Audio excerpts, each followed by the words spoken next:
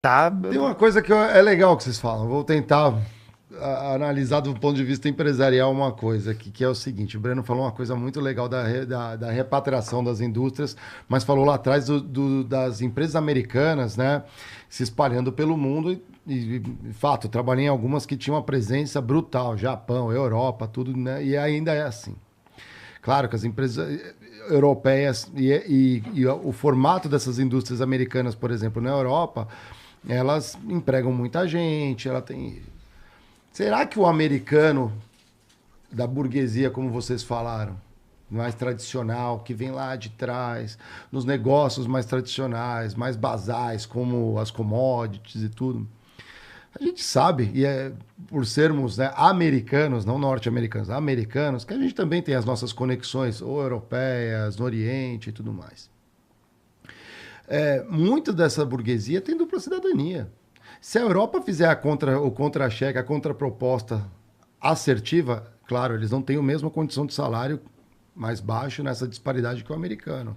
Mas com incentivo fiscal eles podem barganhar isso. Será que não poderia ter um cabo de guerra assim? Não. Eu concordo com o fato, mas eu acho que existe na equação mundial um terceiro excluído.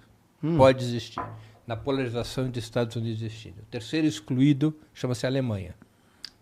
Por conta também de ser A Alemanha, ela, mais uma vez na história, a burguesia alemã tem as condições de pleitear a hegemonia sobre a Europa e de reorganizar a economia europeia. E de reorganizar Como a defesa liderando, europeia. A gente sabe como termina isso. É um filme antigo. Sim, pior que é um filme antigo. Museu de grandes novidades. É um filme antigo, porque na Alemanha o nacionalismo cresce e o nacional, o chauvinismo alemão cresce de uma maneira escancarada. Não é a AfD, é o atual primeiro-ministro, que faz um governo de coalizão com a social-democracia. É o campo dos democratas cristãos, né? Claro. Sim. CDU, né? CDU. Que é o partido do Merz, que é o primeiro-ministro, em coalizão com a social-democracia. Então, vamos ter o exército convencional mais poderoso da Europa. Então, mas eles têm as restrições pós-Segunda Guerra, né? Elas militar. acabaram. Não, você sabe que essas restrições nunca foram formalizadas, né? É verdade, eu não sabia disso. Porque quando a União Soviética propõe, os Estados Unidos não aceitam a formalização. A Alemanha virou um assunto dos Estados Unidos. Eu não peguei então isso, nunca houve algumas contenções existiram no imediato pós-guerra, mas nunca existiu um controle externo sobre isso, nem sobre o Japão. O Japão, na Constituição dele, colocou determinados elementos de contenção das Forças Armadas japonesas que foram retirados, até por pressão norte-americana. Não é mais só defesa. Não. Também está crescendo suas Forças Armadas. Tô achando que é um péssimo momento para morar na Polônia novamente. Então, hein? é uma situação, porque o que aconteceu? Vou fazer aqui uma brincadeira. Qual é o problema principal do capitalismo hoje? Não é o risco de uma revolução socialista. O problema principal do capitalismo é o capitalismo. Sim. Porque as grandes empresas norte-americanas e europeias migraram para a China, para o Vietnã, para a Índia. Especialmente no caso chinês, eles exportaram tecnologia e capitais. A China condicionou a entrada desses capitais e dessa tecnologia. A China saiu de uma situação de baixíssimo grau de desenvolvimento dos anos 80 para ser a principal, ou uma das principais potências econômicas do mundo, controlando todas as cadeias de valor, graças a essas corporações. Elas foram atrás de custos de produção mais baixos, formaram sua elite, ganharam seu dinheiro, mas os países se enfraqueceram porque eles perderam as cadeias de valor. É isso. O que aconteceu com a Europa também, o que aconteceu com os Estados Unidos aconteceu também com a Europa, né? Você vai ali para o Reino Unido, na Inglaterra, cara, é uma piada. Você vai no supermercado, nada em inglês. Você vai numa... A Inglaterra, a Rolls-Royce é de propriedade da Fiat, não é? Atualmente? Isso aí, acho que é isso? assim. É, da Chrysler, é isso aí. Que é a propriedade da Fiat. Isso.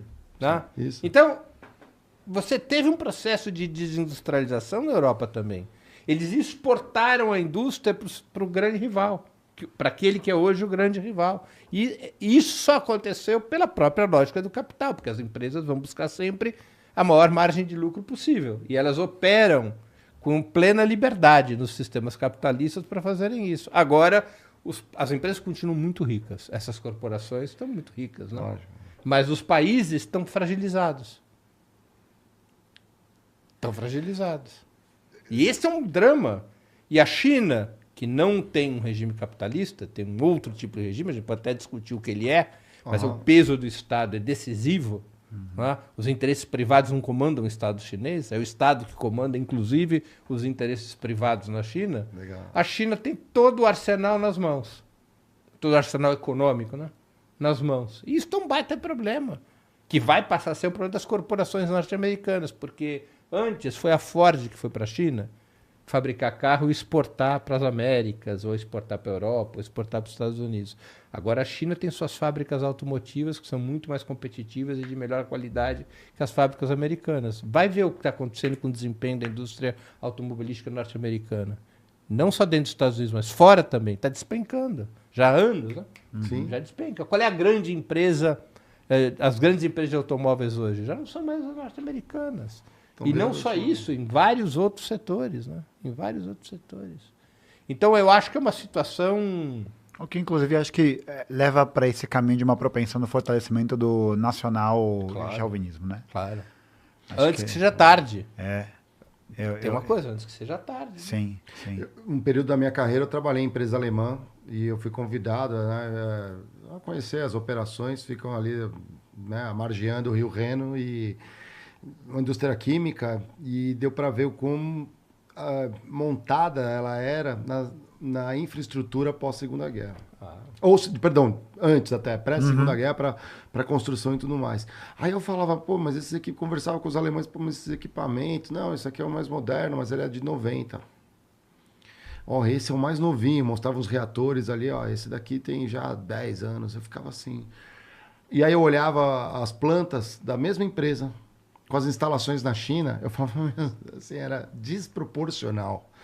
E eu conversando com o pessoal mais velho, aquela galera que eu gosto mais, que é a galera que está prestes a se aposentar, que vivenciou o máximo período, às vezes, dentro da empresa, né? Ainda tem essa galera que trabalha muito tempo na mesma empresa. Eles falaram, a parte mais básica da indústria, digamos, mais comoditária da produção, sim, já está na China, eles são muito mais produtivos, tudo. Tá, mas e como vocês estão usando essa infraestrutura aqui? Aqui é mais pesquisa e desenvolvimento, fazer o pirlim-pim-pim a mais. Isso eu estou falando em 2016. Conversei com um pessoal desses, aí faz mais ou menos uns 6, 8 meses que eu voltei a falar com esse pessoal. Falei, e aí? Então, lembra aquela coisa que era o a mais... que só nós fazíamos na Alemanha? Acabou. A China já está fazendo, e muito melhor, e eu não sei onde isso vai parar. Outro dia eu estava vendo uma entrevista, Mário, com um alto executivo, um CEO de alguma empresa americana, e ele dizia assim, nós não vamos para a China por causa de baixos salários, os salários chineses já são muito mais altos que a maior parte dos países. Nós vamos para a China porque só na China a gente encontra profissionais qualificados com o grau de formação necessário para as atividades de maior intensidade tecnológica. A gente não encontra nos Estados Unidos, não encontra na Europa. Então, este é um outro problema. Que as universidades chinesas vão ter aquele peso a mais do que o MIT, que Harvard. Você tem uma crise universitária nos Estados Unidos muito antiga já.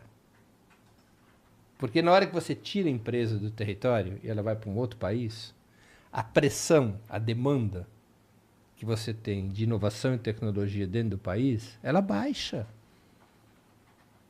Você não está... Aquela universidade próxima ali às empresas de Detroit, elas não têm mais a demanda de formar profissionais, engenheiros, matemáticos, físicos, vinculados ao plano de desenvolvimento daquelas empresas de Detroit, porque aquelas empresas de Detroit não existem mais. Então você tem uma reconfiguração das universidades norte-americanas e chinesas, onde está o maior número de patentes, o volume de patentes maior do mundo hoje. Não o estoque de patentes. Os Estados Unidos tem um estoque de patentes. Outro dia eu estava vendo esse número, é incrível. Os Estados Unidos têm 2,7 vezes O estoque de patentes dos Estados Unidos é 2,7 vezes maior do que o estoque de patentes do mundo inteiro. É uma coisa brutal, Tá não é? tranquilo. Mas é protegido mesmo, né? Mas Eu tô o copiando, né? volume Tem de isso, patente, o volume anual de patente da China superou os Estados Unidos pela primeira vez há 2 ou 3 anos atrás. Quer dizer, e isso é um elemento decisivo, porque patente é igual a transformação de tecnologia em bem autonomia comercial. produtiva, né?